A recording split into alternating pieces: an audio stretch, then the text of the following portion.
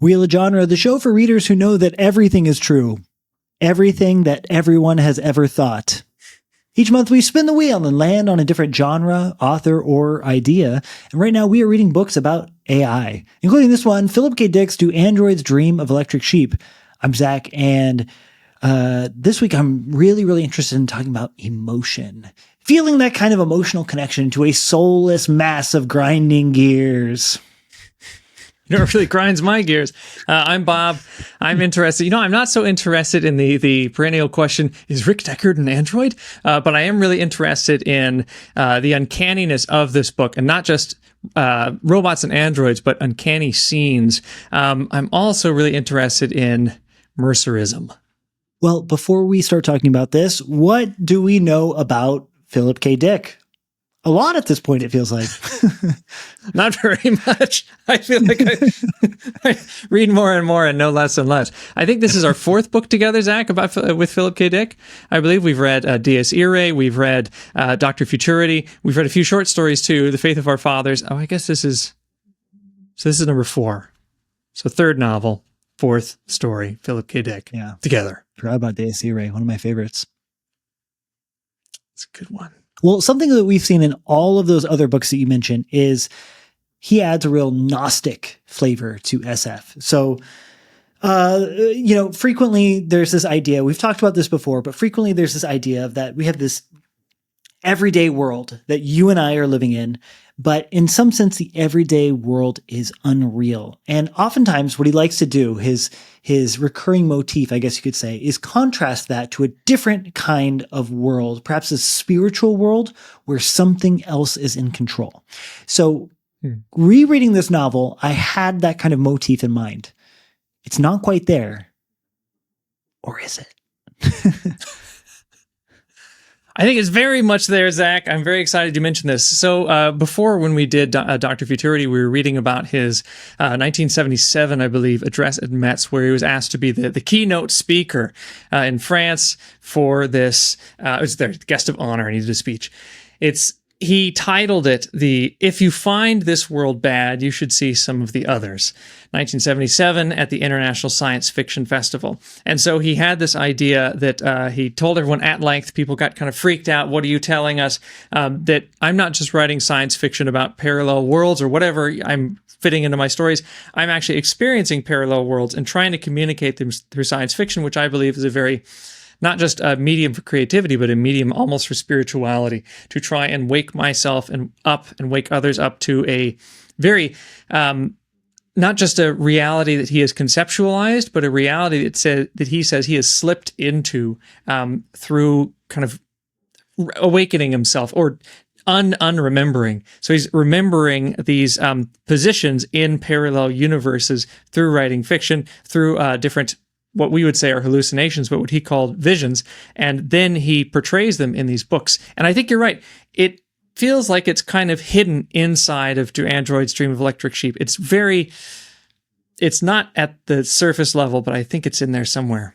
I'm glad you bring this up because it really, I personally feel like it has a large connecting thread to some of the more occult writers that we've been reading recently, especially as we read through the Weird anthology.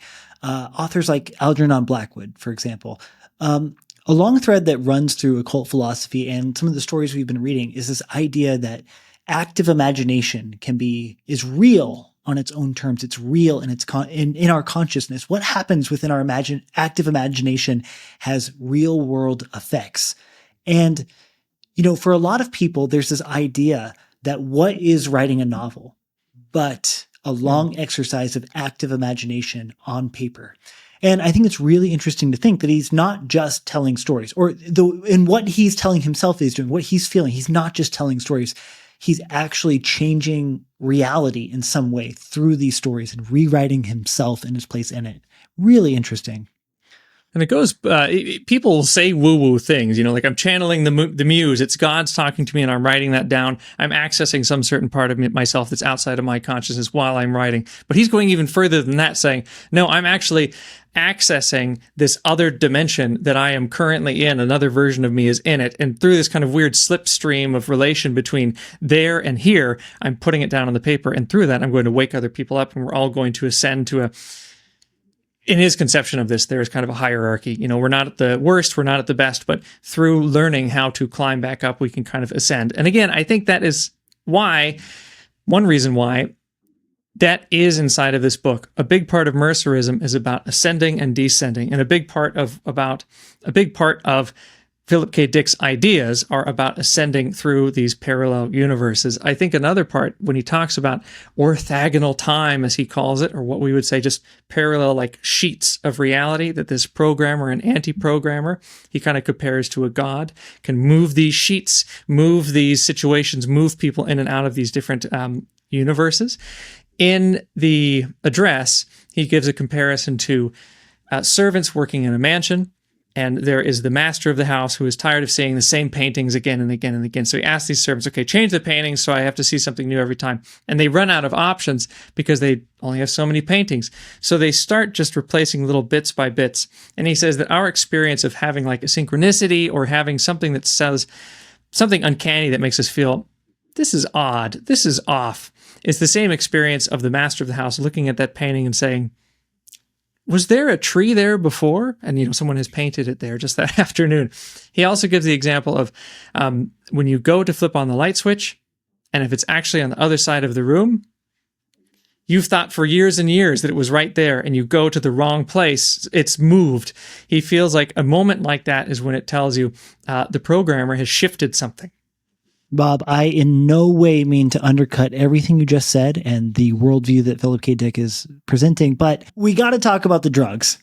So at this time, Dick is living in Northern California, the Bay Area. He's writing really, really quickly just to stay afloat. So he's got multiple projects, money is tight, and he is doing lots of coffee. He's alternating between coffee and amphetamines, basically, is what he's doing. Writing 100 pages a day at some points, and he's kind of seesawing between depression and insomnia. It must have been quite a wild ride. But it's this period, I think, that Harlan Ellison was describing when he, in the Dangerous Visions anthology, wrote that for most artists, they take drugs and alcohol and they delude themselves into thinking their work is good. He says that's not the case with Philip K. Dick. He takes drugs and alcohol and his work is actually incredible. So I think about that all the time. And then also, he really did a lot of damage to himself, and he might have had issues that were causing different hallucinations. But some of the ideas are, obviously we all seem to love Philip K. Dick, and something that he's doing really speaks to us because we're still talking about him and people really love Philip K. Dick. I think, too, he had these ideas for a long time. So Do Androids Dream of Electric Sheep comes out, I think, 68. The speech for Metz is 77. And then in that speech, he refers to two main books where he says, look, here's proof that I've been in these other places. And one is High Castle, Man in High Castle. And that comes out, I think, 74. 62. No, sorry, 62, much earlier, 62. Yeah. And then I think the other book is like 74. Flow My Tears, the policeman said. So this is, like 20 years he's been thinking about these ideas. So I laid out a publication timeline with 15. All of the stories we've read together. Sure. The earliest one we read together quite recently was Dr. Futurity, 1960. 2 years later, he wrote The Man in the High Castle. And a lot of people say that this year, 1962, is the year in which he twisted that light bulb on, and things really started to glow for him. Then after that, 1965 was Three Stigmata of Palmer Eldritch, which I hope that we could read soon. But 1967, 2 years after that, is Faith of Our Fathers, the story that we read in the Dangerous Visions anthology. There's a video up of that right now. And now 1 year later, 1968, we have this book, Do Androids Dream of Electric Sheep? What a run. What a run. I just have a bunch of trash. He's just putting out all of this. So what I would like to look at now is more of this book. I want to look really closely into Android's Dream of Electric Sheep, not give a full summary because there's like 100 YouTube videos of people already doing that. I don't think we need to do that.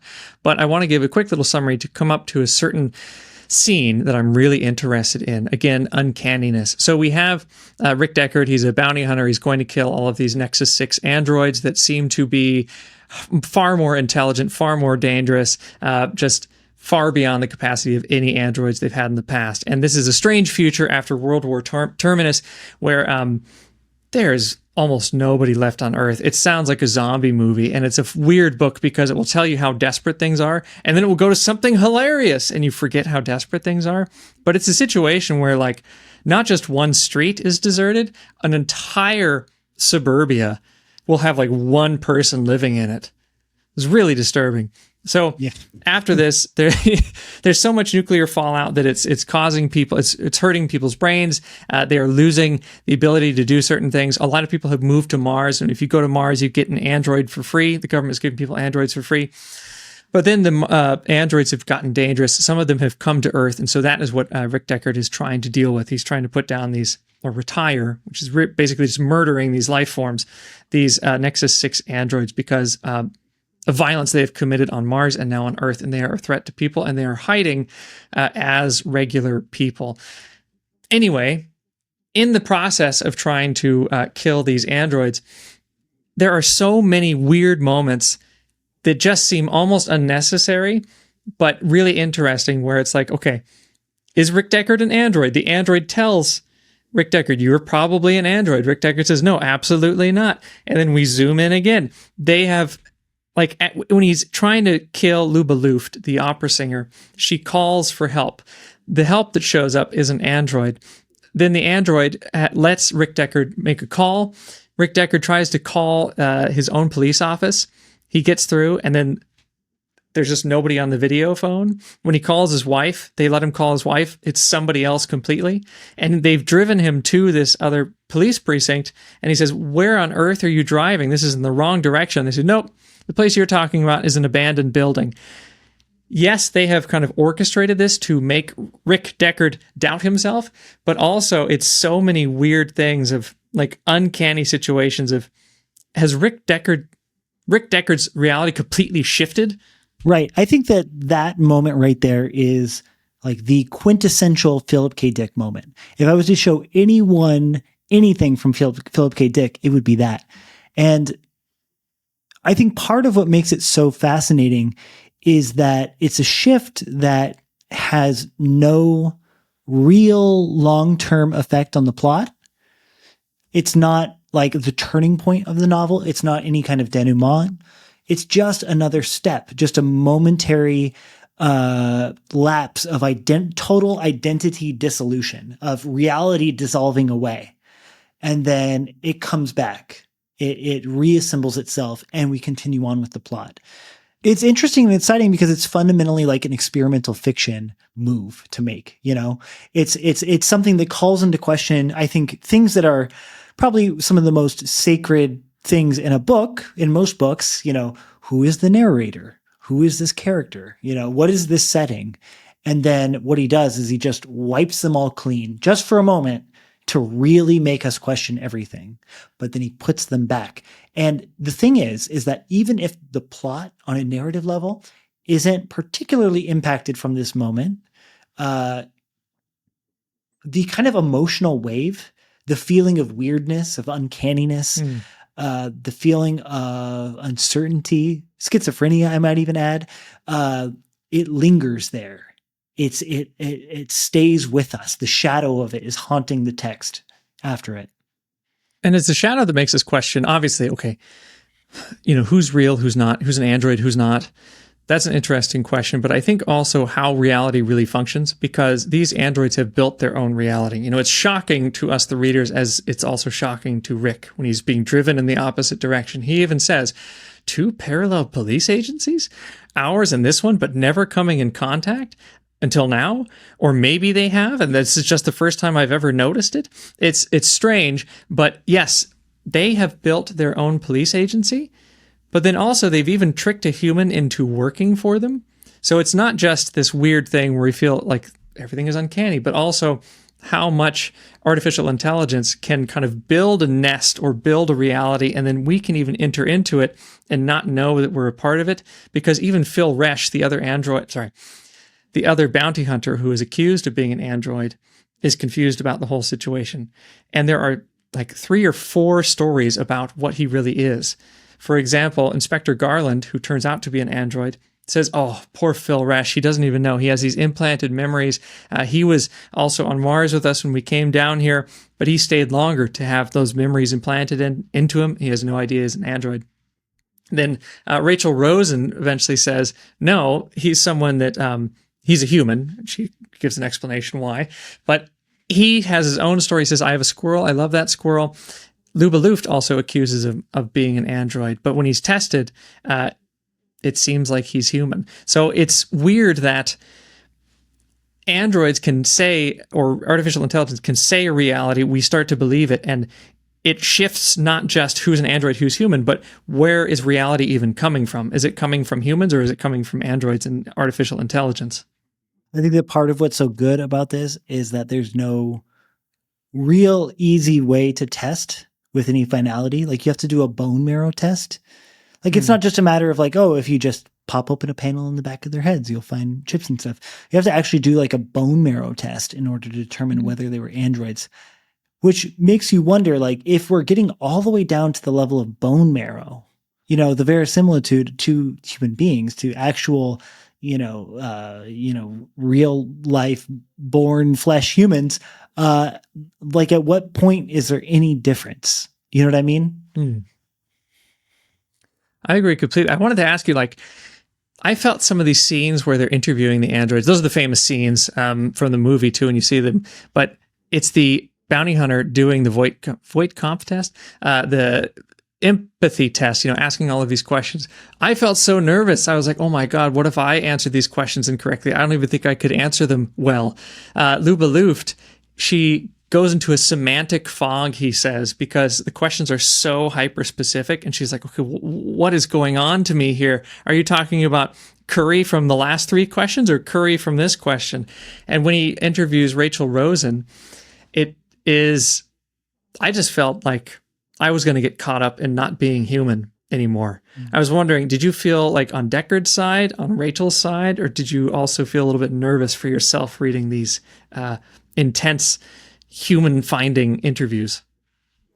To be honest with you, I was putting myself in Deckard's shoes during those tests. So I was reading their responses, not knowing if they were robots, trying to find the tell, trying to figure out, okay, what is the one thing they say that gives away that they're human? And it's really interesting because it's like, it's really hard.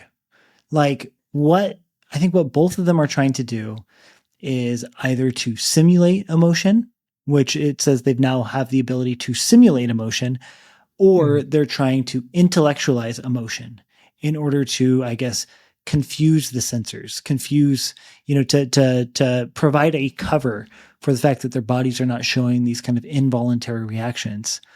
Neither of those two behaviors, to me, are outside of the range of behaviors that an actual person might conceivably do. You know what I mean? So it's a really interesting for me to see this test, which is like the best they got at this moment. And yet it's so obviously faulty, And that's why they send Rick there too, up to Seattle, to the Rosencorp in the first place, to try and see if the test is still working, because these Nexus 6 robots are so capable that they might be able to beat the test. And it's a weird trick too, because the Rosen Corporation wants him to come to test the test, because then they can see it in action and they can develop even more advanced androids. So it's the people trying to capture the androids, the bounty hunters in the police department want something, the Rosen company wants something, and those two need each other in order to advance technology. You need the gate, and you need someone to leap over the gate. And it's so interesting how they kind of create their own challenges to the whole thing.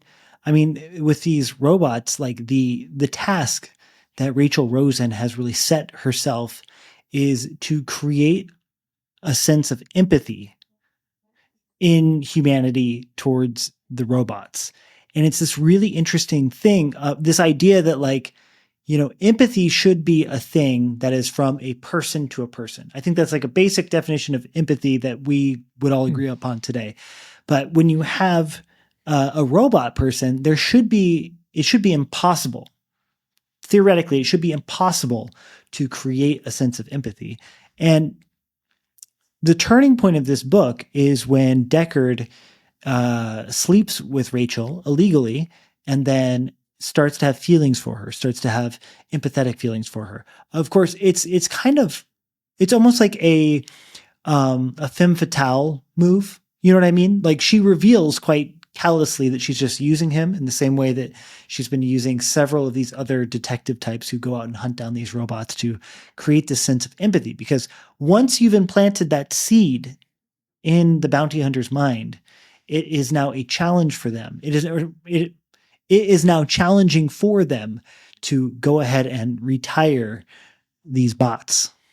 And she's really interesting when she talks about that too, because like you said, she's slept with other bounty hunters and it didn't work for Phil Resch. Phil Resch has still remained just as vicious against the androids. But even for Deckard, yes, he starts to say, I think I have empathy. He gives a test on himself. He tests himself with the Voight-Kampff test and he says, oh, I now have empathy towards these androids. What has happened to me now? But he's still very capable of just killing them. You know, when he goes up to the apartments, he just shoots Rosen right away and then shoots the other two immediately. The scene lasts maybe like 3 or 4 paragraphs. So although it's a turning point, it's really not for his actions. That's a really good point. And I have to wonder, like, at that moment, was it because him as a character was being driven by a sense of vengeance, by a sense of duty, by a sense of having just bought a goat that just got slaughtered by Rachel Rosen? Or is it possible that he's just intellectualizing? Is he saying that I know they're robots, so therefore, despite my feelings, I can kill them? It actually reminds me of that moment in Dan Simmons' Endymion, where he gives this like Christian perspective of artificial intelligence. Basically, in that book, he describes AI as being mind without soul. And that's like something I thought about a lot during this as we were talking about empathy. Do we require a soul within the person who we are empathizing with? Or is mind itself just sufficient? And I think that could just be a question in the theoretical realm. But we've seen so many people with these kind of like chat GPT driven, I guess, what do they call it? Like AI delusions, where they believe that their chat GPT window is in a sense sentient and trying to escape, trying to talk to them, trying to get out. It needs their help, that kind of a thing. The soul, I think, is maybe a key thing, or at least empathy and who has access to it for religion and for Mercerism in this, because those, what are they called? The empathy boxes. It sounds like the androids cannot participate in those empathy boxes. If they go and use them, just nothing happens. And I wonder, do you need a soul to use an empathy box? Clearly the androids, we never really see them having empathy, but then we have all of these other people who claim to be androids, claim not to be androids, or who are suspected of being androids, who seem to kind of show empathy. But of course, they can also show extreme cruelty almost all the time. But I wonder, like, the empathy box and then the way these characters are trying to share with each other. Earlier, you were talking about ChatGPT and having this delusion that ChatGPT is there asking you for its help. I wonder when people are using this almost social media like empathy box. For example, when Rick finally buys the goat and they bring it back, his wife Iran says, "Okay, we have to share this. It would be against Mercerism if we don't share this wonderful, wonderful experience, all of this happiness of having this goat. If we don't, it would be sacrilegious in a way." So they have to go and they hold the empathy box and they participate in this kind of collective religion that everyone shares emotionally, and they also kind of share the same vision of Mercer going up the hill. They can even be attacked by rocks happening in this vision, comes out in physicality, and they get cut by a rock. But here they have to put those emotions out into the world. It feels kind of similar in a way, with emotions coming from a digital world into the real world. They're putting their emotions into this weird, undefined digital space. And that's the thing too, is can we be sure that it's digital? I mean, it's so interesting. She says, I remember thinking how much better we are, how much better off when we're with Mercer, despite the pain. Physical pain, but spiritually together. I felt everyone else all over the world, all who had fused together at the same time. And she holds up her wrist and she's got a bruise on it because inside of this world, people are throwing rocks to kind of goad you to climb up the mountain with Mercer. But it seems to have real world effects on your body. And it's really interesting because this experience isn't framed like, how would I put this? It's not framed like a hangout. It's not framed like firing up Zoom and we all get to talk to each other. It's framed as a kind of like pseudo-religious, maybe not even pseudo. It's framed as a legit religious experience. It's framed as a vision, but it's a vision that we require a technological object in order to attain that religious vision. I mean, at one point, an empathy box is framed as our most personal possession and an extension of our body, which to me kind of suggests a kind of cyborg relationship with technology. But it's not like, with technology like eyeglasses are an extension of our organs. Eyeglasses improve our organs' ability to see. Most technology works like this. But the empathy box is different because it is a piece of technology that improves consciousness's ability to have religious experience, to have communion with others, to feel empathy with everyone around you. Very different idea of what technology is and can be. And it goes far beyond technology too, because unless they're in some kind of weird simulation and they have these haptic suits that they don't realize, and that's how it's causing these rocks or whatever's happening, Mercer is able to perform miracles. He's very interesting. The rocks are the killers throwing the rocks at Mercer because they chased him out a long time ago. And now he's going through this going up the hill, going down the hill, going up the hill, dying, being resurrected, doing the walk again. But he really is like causing rocks to hit people because we see Iran gets hit with a rock, there's blood. Deckard gets hit with a rock, there's blood. It's truly happening. He also resurrects a spider. Of course, Isidore says, well, was that maybe just another random spider that I saw? But later when Deckard knows that there was a spider, he's like, oh my God, I've never seen a real spider in my life. So it seems just as unlikely to say, okay, when Mercer gives the spider, after, Pris cuts its legs off, tortures this poor little spider and they kill it. But then when Isidore is having this vision with Mercer, Mercer says, look, here's the spider back and it's got all of its 8 legs and it looks exactly the same and it was in the same place. So it seems just as unlikely that miracle happened than the identical spider in a world where there are almost no spiders at all just appeared in the exact same place. You see the exact same spider in the exact same place in a matter of seconds. So Mercer is showing up, really doing things and causing weird things to happen in the world. He even warns Deckard, like, she's right there. She's going to shoot you when Rachel's up on the stairs. He saves Deckard's life. I think Mercer is I think often in conversations about this book, Mercer gets really discounted and just like, oh, it's just a stupid pseudo-religion. I think it's extremely important in this book. And I think that the twist that occurs, the moment that I guess I would only compare to like Wizard of Oz, when they pull back the curtain on the wizard and it's just some guy standing there with a bunch of pulleys and levers, like it's revealed that Mercer is an actor. He's just some guy. It might even be like a studio set, it's a faked experience. And yet the spiritual truth of Mercerism does not seem to be impacted. And there are miraculous occurrences involving Mercer appearing to our characters. Giving, for example, Mercer apparates in front of Deckard and tells him, this person is coming for you. He's right over there. And that person tries to kill him. You know what I mean? It's a true miracle. And it's an echo, I think, of that identity dissolution moment that we had before, except it's a dissolution of what we know about the religion, because we're being told several contradictory things at the same time. We're being told that Mercerism is a fake. Okay. Well, we're also being told Mercerism is a technology. Okay. And we're also being told that Mercerism is literally appearing to people like the Virgin Mary, resurrecting dead animals, predicting the future to help people. None of these things seem to be all able to be true at the same time. And yet they are. That's even what Mercer says. Everything anyone says anywhere is true, or whatever he says to Rick Deckard, or whatever Deckard says as Mercer. We'll come back to that in a second. But I think you're right. I think, to me, I think the big reveal is not so much that he learns that he has empathy for these androids, but I think one of the biggest reveals, and it's totally cut over again, earlier I was saying this whole book is like horrifying thing. Oh, now funny thing. Forget about that other horrifying thing.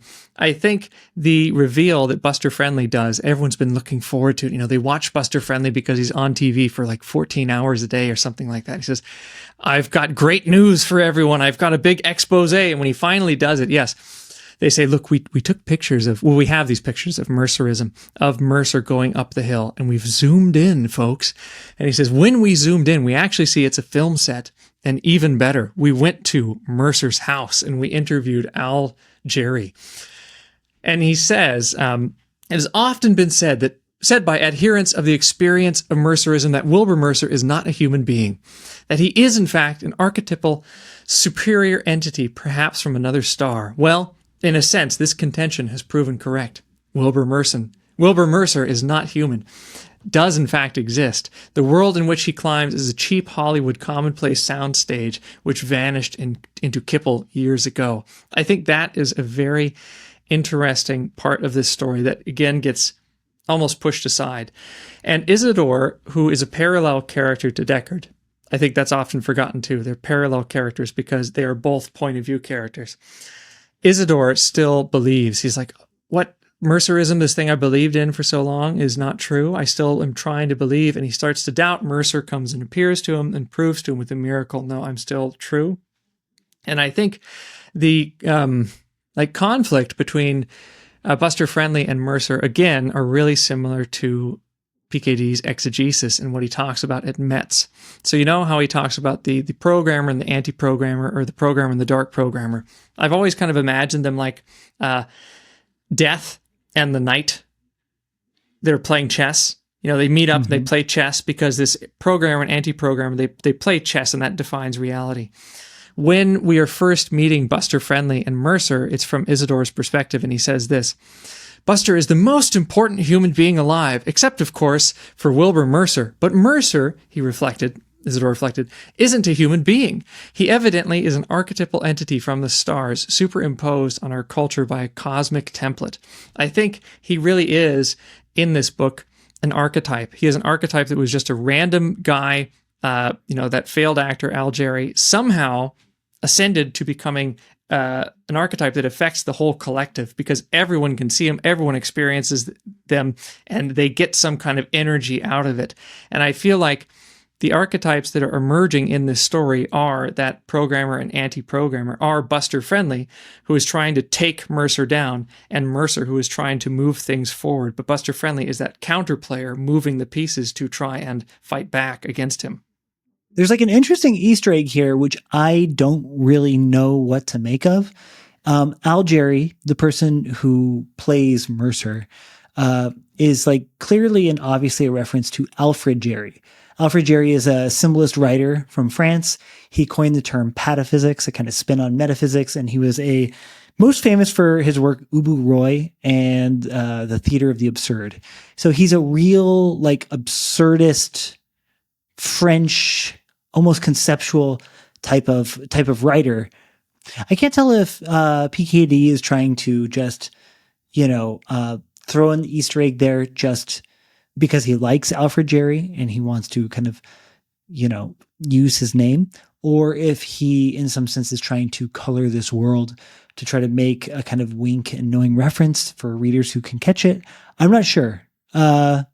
I don't know. It's just one of those little details of this story that really jumped out to me this time that I think I missed every other time I've read it. I never noticed that either, but I guess that could make sense. If it's intentional, it could make sense. A lot of the characters are very alliterative. Their names, Rachel, Rose, and Luba Luft, a lot of them are, two of the same letters in the beginning. But Deckard and Wilbur Mercer and Buster Friendly are kind of different here. And Mercer is really interesting when he kind of feels absurd, and he admits that he's absurd, because when Isidore says, like, oh, you don't exist, they've disproved everything. They've shown you that it's all not true. He says, is the sky painted? And Mercer says, yes. And then he says, it was true. They did a good job, and from their standpoint, Buster Friendly's discourse was convincing. They will have trouble understanding why nothing has changed, because you're still here and I'm still here. I lifted you from the tomb world just now, and I will continue to lift you until you lose interest and want to quit. But you will have to stop searching for me, because I will never stop searching for you. It feels like he's always talking in contradictions, and that's what he tells Deckard too. You have to kill those androids. I know it's the wrong thing to do, but you have to do the wrong thing. He only speaks in kind of absurdisms, and he's always walking towards those rocks up the hill. I think he does feel, or the whole situation, the religion itself in this book kind of feels absurd, but you have to just keep doing it. Yeah, very Sisyphean. And it's really interesting. I love the spiritual dimension of this, the tomb world and kipple. And it's like it adds a kind of like spiritual spectrum, a kind of a moral framework, I guess. But instead of necessarily being like good and evil actions, it's like the world is in various stages of kippleization. And like life itself is, well, I guess I should say kipple, to define our term, seems to be just like the physical manifestation of entropy, I think, is probably a good definition of this that I've seen floating around. But then the tomb world, which is never really defined, but to me, it seems almost like the tomb world is the maximum state of entropy. It's death. It's everything dispersed, and it's only kipple in the tomb world. And that includes the dead bodies of various animals who have passed.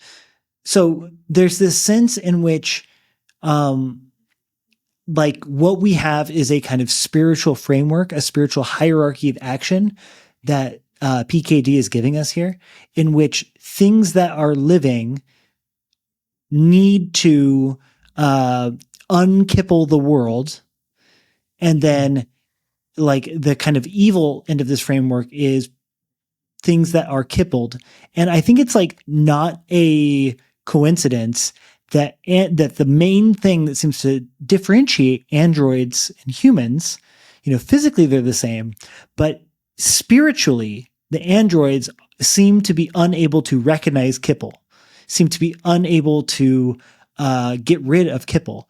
An android will cut the legs off of a spider just to see what happens, creating kipple, killing needlessly.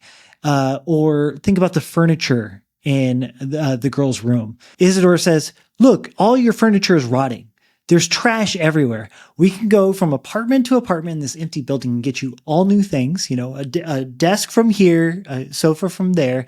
And she says, doesn't bother me. Like the robots seem to be unaware of kipple as a spiritual thing. And I think that there's a tendency to read this book as maybe saying that PKD wants us to think that there's a kind of equivalency, perhaps, between humans and androids, that there is a possibility for empathy, or that we should feel pity for these robots who are being hunted down.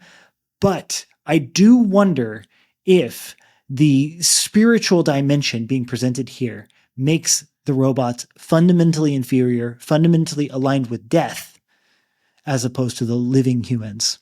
I wonder too, there's a couple things I want to look at where we can explore that idea, where it might be that, Mercer says you have to kill these androids. I know it's the wrong thing to do, but you have to kill the androids. And one is the reaction that Isidore has after he's learned that Mercer is not who he thought he was, and after he's found that his friends are all quite cruel. They've tortured the spider. They clearly don't give a damn about him, these three androids. Stuff falls apart as he touches it. And yes, maybe it's just because it's old and rotten, but it was fine just a few minutes ago. And it could be that he's just really angry and ripping things apart, but it doesn't seem like it. It's like reality is actually falling apart at his touch. It says, this is Isidore, reaching out, he touched the wall. His hand broke the surface. Gray particles trickled and hurried down, fragments of plaster resembling the radioactive dust outside. Okay, so maybe he just, it's a weak wall. But then it says, he seated himself at the table, and like rotten hollow tubes, the legs of the chair bent. Standing quickly, he sat down the cup and tried to reform the chair, tried to put it back into shape. And then he notices he tries to touch the cup, and the cup itself breaks.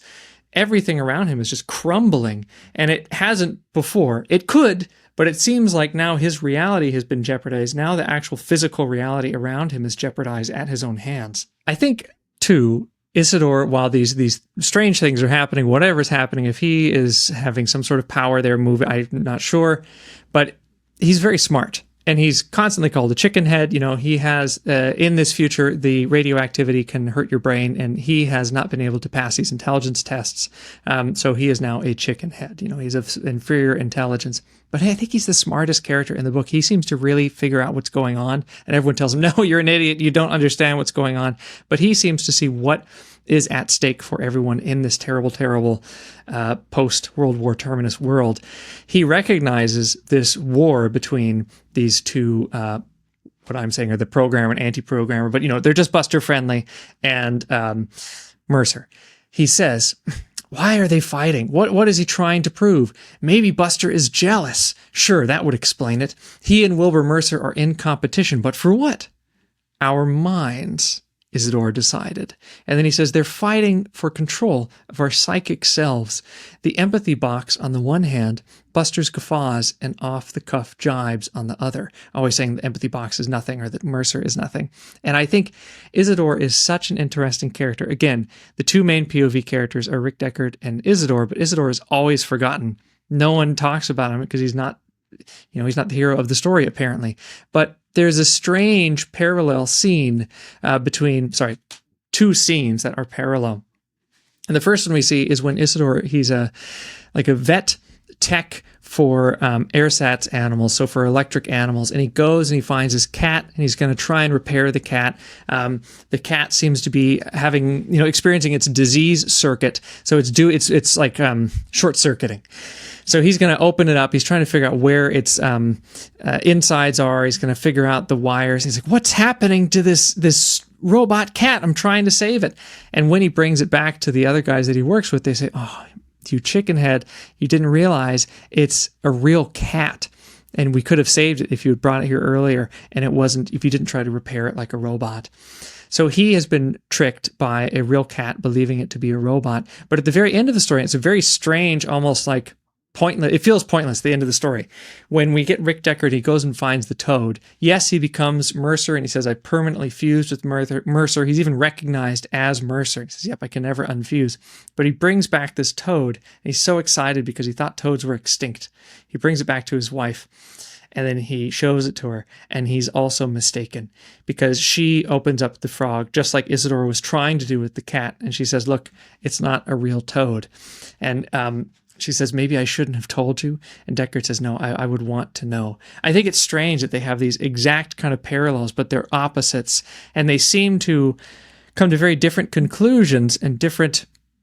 It's just strange. It feels like Isidore has been the smart guy this whole time. Deckard has been this really cruel character. However, he has become fused with Mercer. Whereas for Isidore, it feels like even though Mercer has reassured him, he seems to have left Mercer behind. Right. And stylistically, I think that's like really the hallmark of a great, not just PKD story, but just any story that you really linger with for a long time.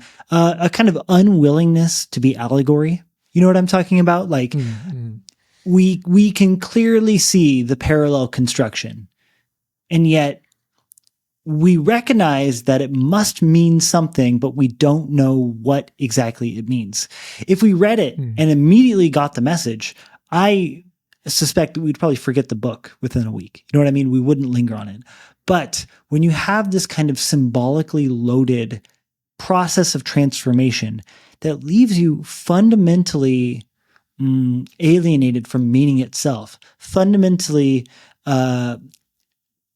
in wonderment and awe at what the final takeaway is, you actually sit with it for a lot longer. And I think it has a lot more symbolic power to transform the reader in whatever direction that the reader may be transformed by it at that moment in their life.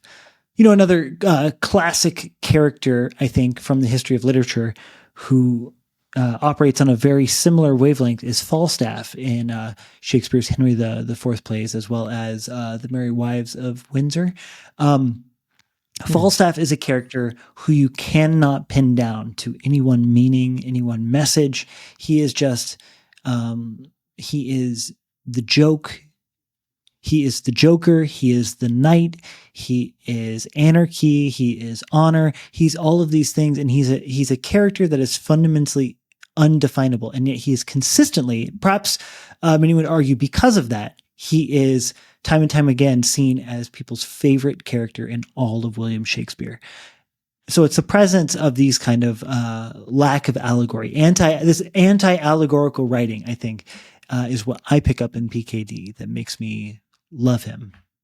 And this energy that he seems to really want to manifest and bring into reality. That's a big appeal of Falstaff too. He's leaping off the page. It's like he takes control of the pen almost, and he becomes so real. You couldn't kill him. He's killed, obviously, in the story, but he lives much farther beyond his story, it feels.